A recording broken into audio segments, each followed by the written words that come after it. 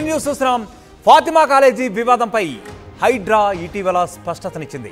ఫాతిమా కాలేజీని కూల్చాలంటూ బీజేపీ శ్రేణులు కొన్ని పట్టుపడుతున్న నేపథ్యంలో ఓవైసీలకు హైడ్రా భయపడుతోందంటూ కూడా ప్రస్తుతం బీజేపీ నేతలైతే కొన్ని విమర్శలు చేస్తున్నారు. ఇదే నేపథ్యంలో రాజకీయ ఆరోపణలు ఏవైతే వెల్లువెత్తుతున్నాయో, కొంత దుమారం చెలరేగుతున్నాయో, సో ఇదే నేపథ్యంలో ఈ రాజకీయ ఆరోపణలపై క్లారిటీ ఇచ్చే ప్రయత్నం చేసింది హైడ్రా.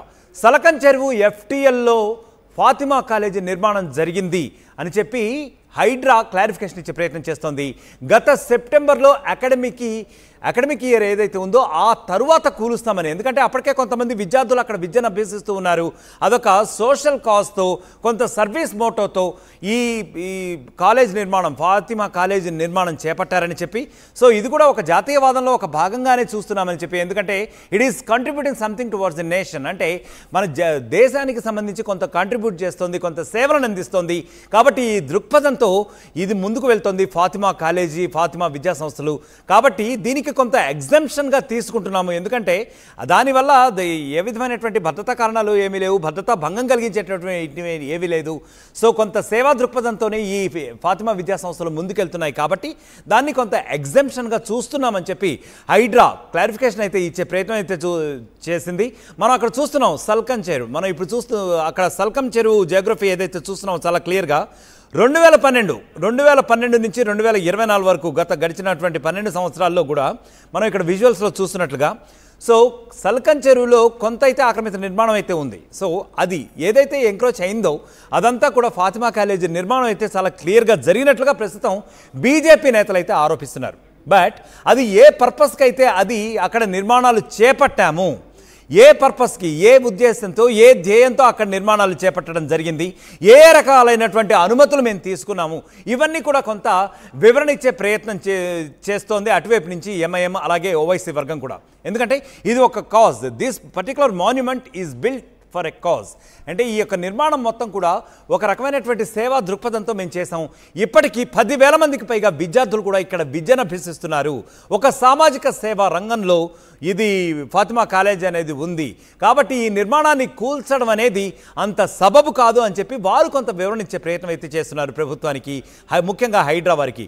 సో ఈ అంశాలన్నీ కూడా పరిగణలోకి తీసుకున్నటువంటి హైడ్రా ఫాతిమా కాలేజ్ వరకు కూడా కొంత ఎగ్జంప్షన్ ఇస్తున్నాం అని చెప్పే ప్రయత్నం అయితే చేస్తోంది. ఫాతిమా కాలేజీ కూల్చివేతపై కొన్ని అంశాలను పరిగణలోకి తీసుకున్నామని చెప్పి హైడ్రా చెప్తోంది. పేద ముస్లిం మహిళలు, ముఖ్యంగా అమ్మాయిలు, పేద ముస్లిం మహిళల కోసం ఈ యొక్క నిర్మాణం చేపట్టామని చెప్పి అక్బరుద్దీన్ ఓవైసీ అప్పట్లో కూడా చెప్పడం జరిగింది. యాక్చువల్గా దానికి కొంత ఎక్స్ప్లెనేషన్ ఇచ్చే ప్రయత్నం కూడా చేశారు.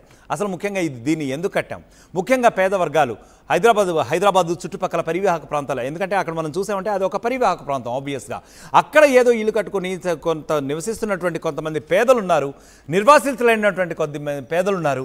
అయితే వాళ్ళలో కూడా ఒక రకమైనటువంటి అభ్యుదయం ఒకటి రేకెత్తించాలి, వాళ్ళలో ఎడ్యుకేషన్ అనేది కొంత చెప్పాలి అనే ఉద్దేశంతో మేము కట్టడం జరిగింది అని చెప్పి వాళ్ళు వివరణించే ప్రయత్నం అయితే చేశారు. అక్బరుద్దీన్ ఓవైసీ KG నుంచి PG వరకు స్వచ్ఛందంగా కాలేజీ నిర్వహిస్తున్నారు యాక్చువల్గా.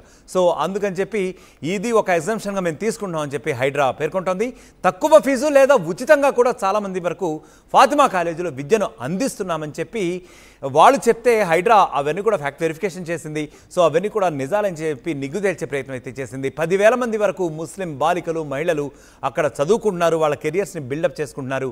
సో ఆ విధంగా వాళ్ళందరూ కూడా వాళ్ళ కెరియర్స్, వాళ్ళ భవిష్యత్తులో ముందుకెళ్తున్నారు, ఒక మంచి అభివృద్ధి పదంలో ముందుకెళ్తున్నారు.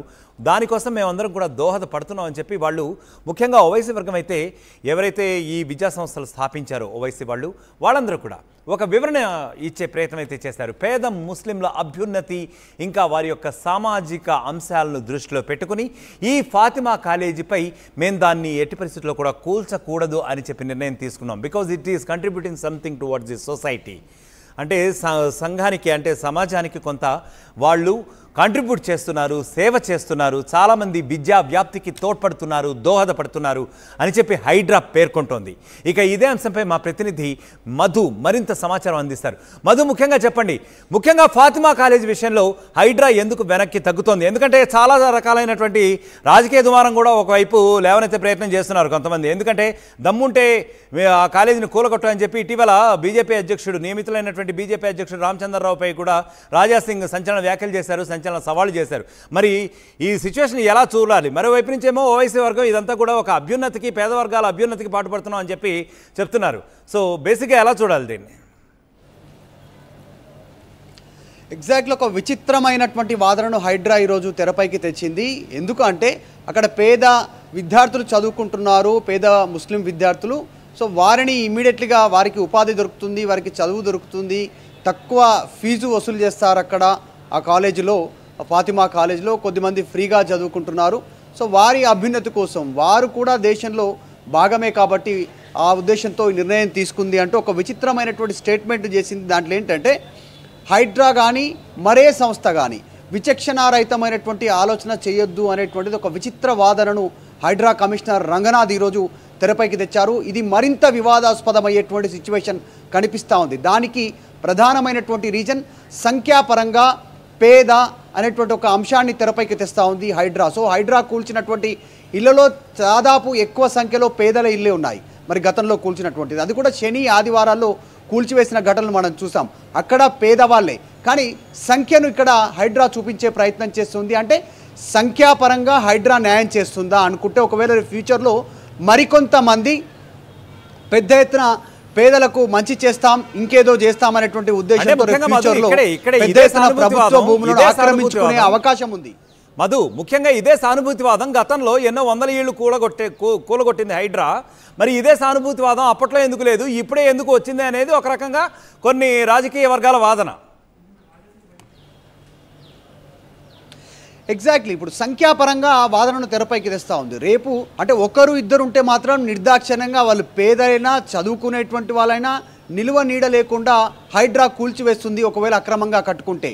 లేదు పొలిటికల్ పార్టీ హెడ్స్గా ఉండి ఏదో ఉచిత సేవ చేస్తూ ఉన్నాం, తక్కువ ఫీజు వసూలు చేస్తాం అందులో పేద విద్యార్థులకి అనేటువంటి ఒక రీజన్ చెప్తే వారిని వదిలేస్తామనడం. సో ఇది దీనిపైన పెద్ద ఎత్తున విమర్శల పాలయ్యే అవకాశం ఉంది.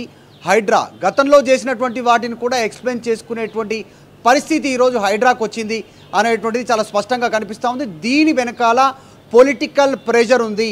అసదుద్దీన్ ఓవైసీ, అక్బరుద్దీన్ ఓవైసీ కాలేజీలను ముట్టుకునేటువంటి ధైర్యం కానీ, సాహసం కానీ, దమ్ము కానీ హైడ్రాకు లేదు అనేటువంటిది విమర్శల పాలయ్యేటువంటి సిచ్యువేషన్ కనిపిస్తూ ఉంది. రేపు ఇదే విధంగా మరొకరు సేమ్ ఇలా ప్రభుత్వ భూములను ఆక్రమించుకొని అక్కడ అనాథాశ్రమం నడుపుతామనో, ఉచితంగా సేవ చేస్తామనో, లేకుంటే అన్నదాన కార్యక్రమాన్ని నడుపుతామనో, ఉచితంగా ఇంకొక సేవా కార్యక్రమం చేస్తామంటే హైడ్రా ఊరుకుంటుందా? అక్కడ కూడా నిర్దాక్షిణ్యంగా వ్యవహరించేటువంటి గుణాన్ని హైడ్రా కోల్పోతుందా? ఎందుకంటే దాంట్లో వాళ్ళు చెప్పినటువంటి దాంట్లో హైడ్రా కానీ మరే సంస్థ, ఏ ఆర్గనైజేషన్ కానీ విచక్షణారహితంగా ఉండకూడదు, అంటే విచక్షణను కోల్పోయి ఉండకూడదు అనేటువంటిది. అంటే హైడ్రాకి ఈరోజు విచక్షణ ఉందనేటువంటిది రంగనాథ్ చెప్పే ప్రయత్నం చేస్తూ ఉన్నారు. మరి పేద వర్గాలు ఎవరో మోసం చేసి అమ్మినటువంటి ప్లాట్లు కొనుక్కొని అక్కడ ఇల్లు కట్టుకున్నటువంటి వారు ఈరోజు గుర్తించి వాళ్ళని కూలుస్తూ ఉన్నారు. అంటే ఒక జీవితానికి సరిపడేటువంటి కష్టంతో కట్టుకున్నటువంటి ఇళ్లను కూలిస్తే అక్కడే విచక్షణను ఎందుకు కోల్పోయింది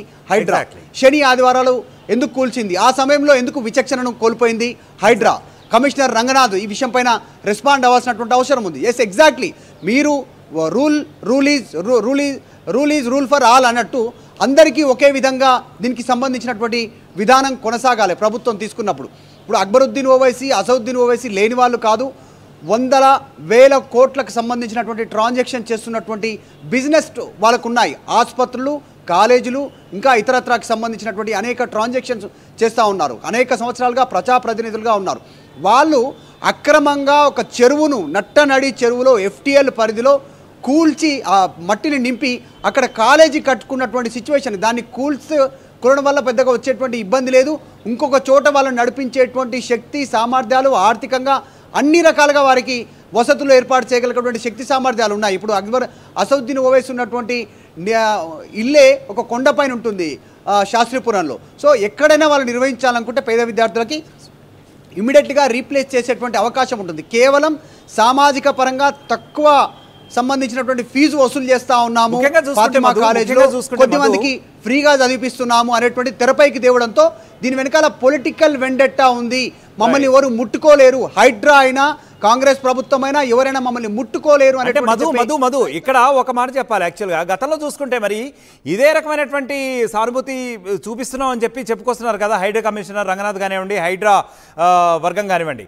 బట్ మరి ఇదే నేపథ్యంలో చూసుకుంటే గతంలో మల్లారెడ్డి భవనాలు ఉన్నాయి కదా, మల్లారెడ్డికి సంబంధించినటువంటి కొన్ని కాలేజ్ భవనాలు, వాటిని కూడా కూల్చే ప్రయత్నం చేసింది. రైట్, ఇదే ప్రభుత్వ నేపథ్యంలో కానివ్వండి, వాట్ ఎవర్ ఇట్ ఈస్. కారణం మరి వాటిని ఎలా చూడాలి, దీన్ని ఎలా చూడాలి? మరి ఇటువైపు ఏమో సానుభూతిపరమైనటువంటి కొన్ని వాదనలు వినిపిస్తున్నాయి, అంటే హైడ్రా వినిపిస్తుంది సానుభూతి ప్రకారంగా. అట్ ద సేమ్ టైం ఒక కంట్రిబ్యూషన్ టువర్డ్స్ ది నేషన్ అనే విధంగా మేము చూస్తున్నాం దీన్ని అని చెప్పి. మరి గతంలో అప్పుడు వాళ్ళు చేసినటువంటి దాన్ని ఎలా చూడాలి మరి? హౌ? ఎగ్జాక్ట్లీ, ఖచ్చితంగా అదొక్కటే మల్లారెడ్డి అంశమే కాదు, ఇంకా చాలామంది ప్రజాప్రతినిధులు చెరువులు ఆక్రమించుకొని చెరువుల్లోనే నిర్మాణాలు చేపట్టినటువంటి పరిస్థితి. FTL బఫర్ జోన్ ఆ పరిధిలో ఫామ్ హౌస్లు నిర్మించుకున్నటువంటి సిచ్యువేషన్. కాంగ్రెస్ పార్టీ నాయకులే ఉన్నారు చాలామంది, అందులో మాజీ కేంద్ర మంత్రులు, మాజీ మంత్రులు, ప్రస్తుతం ఎంపీలు, ప్రస్తుతం మంత్రులు కూడా కాంగ్రెస్ ప్రభుత్వంలో ప్రస్తుతం మంత్రులుగా కొనసాగుతున్నటువంటి వారు, ప్రభుత్వ సలహాదారులుగా కొనసాగుతున్నటువంటి వారు కూడా FTL బఫర్ జోన్లో వాళ్ళ నిర్మాణాలు ఉన్నాయి, ఫామ్ హౌస్లు ఉన్నాయి, ఇంకా యథేచ్ఛగా నిర్మాణాలు కొనసాగుతున్నాయి. వారి జోలికి వెళ్ళట్లేదు. ఇటు కొంతమంది ప్రతిపక్షాలకు సంబంధించినటువంటి వారికి దగ్గరికి వెళ్తూ ఉన్నారు. పేద వర్గాలు, మనం ఒక చిన్న పాత వీడియో క్లిప్పింగ్లోకి వెళ్తే కన్నీళ్లు తెప్పించేటువంటి వీడియో. ఒక పాప, నా నోట్బుక్ ఉంది, నా స్కూల్ బ్యాగ్ ఉంది, వాటర్ బాటిల్ ఉంది, తెచ్చుకుంటానంటే కూడా తెచ్చుకొని ఇవ్వనటువంటి సమయం ఇవ్వకుండా కూల్చినటువంటి ఘటన ఇదే హైడ్రా చేపట్టినటువంటి ఇన్సిడెంట్ మనం చూసాం. మరి అప్పుడు అప్పుడు ఎందుకు విచక్షణ కోల్పోయింది హైడ్రా? ఈరోజు అక్బరుద్దీన్ ఓవైసీ కాలేజీ ముట్టుకోవడానికి ఎందుకు విచక్షణ అడ్డొస్తుంది? ఆ రోజు చిన్న పాప, స్కూల్కి వెళ్ళే పాప, స్కూలు బ్యాగు, వాటర్ బాటిల్ తెచ్చుకుంటా, ఆ పిల్ల కూడా చదువుకుంటుంది, ఆ పాప కూడా చదువుకుంటుంది.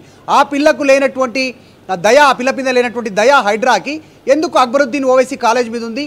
వందల వేల కోట్ల ట్రాన్సాక్షన్ చేయగలిగేటువంటి శక్తి సామర్థ్యాలు ఉన్నటువంటి అసదుద్దీన్ ఓవైసీ కాలేజీ దగ్గరికి ఎందుకు వెళ్ళట్లేదు, అక్బరుద్దీన్ ఓవైసీ కాలేజ్ దగ్గరికి ఎందుకు వెళ్ళట్లేటువంటి విమర్శలు వస్తా ఉన్నాయి. సో హైడ్రా ఈ అంశం పైన పునరాలోచించుకోవాలి. సంస్థాగత పరంగా హైడ్రా కొన్ని నిబంధనలకి సడలింపు విధిస్తోంది అనుకోవచ్చా? మరి ఇప్పుడు జరుగుతున్న పరిణామాలు చూస్తూ ఉంటే గతంలో ఏమో చాలా స్ట్రిక్ట్గా వ్యవహరించింది, ఇప్పుడేమో కొన్ని నిబంధనలకి సడలింపునిస్తోంది అనుకోవచ్చా? కొన్ని నిబంధనలు సడలిస్తోంది, కొన్నిటికి ఎగ్జామ్షన్ ఇస్తున్నాం అని చెప్పి వాళ్ళే చెప్పుకొస్తున్నారు. ఎలా చూడాలి దీన్ని? ఎగ్జాక్ట్లీ, ఎందుకంటే గతంలో హైడ్రా ఎప్పుడైతే ఫాతిమా కాలేజీని గుర్తించిందో, చెరువు మధ్యలో కట్టుకున్నారు ఆ కాలేజ్ అనేటువంటిది నిర్మాణాన్ని గుర్తించిన తర్వాత నోటీసులు ఇచ్చారు. 1 ఇయర్ అకాడమిక్ ఇయర్ ఇబ్బంది కావద్దు, ఒక 6 నెలల తర్వాత చర్యలు తీసుకుంటాం, 6 నెలల తర్వాత కూల్చేస్తామన్నారు. మరి అకాడమిక్ ఇయర్ అయిపోయింది, సమ్మర్ హాలిడేస్ అయిపోయాయి, మళ్ళీ వర్షాకాలం స్టార్ట్ అయింది, మళ్ళీ అడ్మిషన్ స్టార్ట్ అయ్యాయి, మళ్ళీ చదువు ప్రారంభమైంది. మళ్ళీ ఇప్పుడేమో డైరెక్ట్గా ఎగ్జామ్షన్ కాదు, డైరెక్ట్గా వాటి జోలికి వెళ్ళము, ఆ కాలేజీని వదిలేస్తాము విచక్షణతో అనేటువంటి ఒక స్టేట్మెంట్ చాలా విస్మయానికి గురి చేస్తూ ఉంది. మరి ఎందుకంటే గతంలో ఇదే హైడ్రా తీసుకున్న నిర్ణయాలను అసదుద్దీన్ ఓవైసీ వ్యతిరేకించారు. హైడ్రా నిర్మాణమే మూసీ పైన ఉంది, నాలా పైన ఉంది, హైడ్రా ఆఫీస్ కూడా కూల్చాలనేటువంటి ఒక హుకుం జారీ చేశారు. నెక్లెస్ రోడ్ ప్రొక్లైన్లతో కూల్చనేటువంటి స్టేట్మెంట్ చేశారు. ఇప్పుడున్న సెక్రటరియట్ను కూల్చివేయాలనేటువంటి స్టేట్మెంట్ చేశారు. సో అసదుద్దీన్ ఓవైసీ ఇట్లాంటి స్టేట్మెంట్ చేశారు. మరి అందుకు ప్రభుత్వం హైడ్రా భయపడుతుందా అనేటువంటి విమర్శల పాలవుతుంది. కాబట్టి దీనిపైన హైడ్రా పునరాలోచించుకోవాలి. ఈ స్టేట్మెంట్ పైన